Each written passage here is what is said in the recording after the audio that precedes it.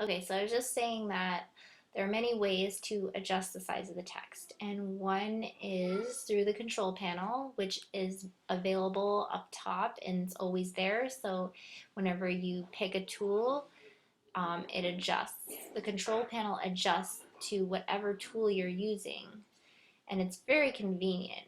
It's basically same as the panels on the side here, except these ones don't open unless you specify, unless you click on them. Whereas these ones cater to whatever tool you are using at the time. And so the control panel is the fastest way to make a change to something. However, you might use one of the panels on the side to make a specific change that is not on the control panel. I don't believe it has all the options. Like, for example, it doesn't have paragraph styles. That one you need to pull up your specific panel on the side. But for doing things like changing font, it's very fast.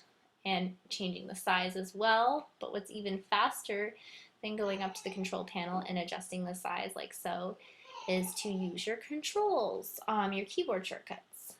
So if I hit Command Shift greater than, I can increase my point size just on my keyboard.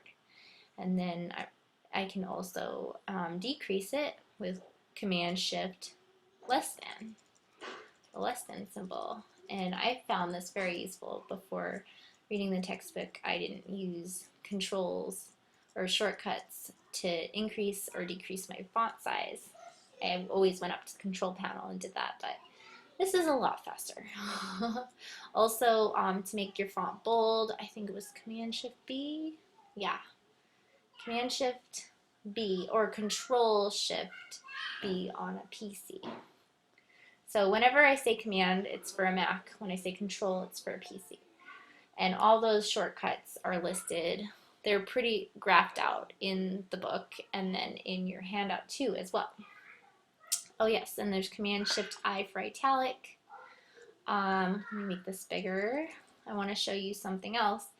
As I get really large, then some of the text starts disappearing. And the reason for that is that it's going beyond my text frame. If I pull it, you can see that the rest of it shows up. But if I minimize my text frame, then obviously it's hidden. Whatever doesn't show up, whatever doesn't fit in the frame will get hidden. And there's a little symbol that indicates that some text is what they call overset. It's hiding. And it's that little box, that little red square with a plus sign in it, which means there's like plus more text that is hidden. And so, whoops, I just turned it. If you are not careful, you could skew your text frame. And I like to make sure I go back in time, so Control Z to always make sure that it's actually totally level. I don't like it when I accidentally skew my text frame, because then that means my lines are not totally parallel with the page. And that's very important to me as a designer. So that's something to be aware of, to make sure that some of your text is not hiding beyond the text frame itself. Okay, and there was a couple more things. Oh yes, I wanted to explain to you leading as well. So leading is the space between lines, and at some point, right now, the leading that I have set up is auto. It's an auto leading, which means when I increase the font size, the space between the lines increases as well. So for example, when I'm on 48, the leading says 57, but if I increase it to 4950, the leading below it increases as well.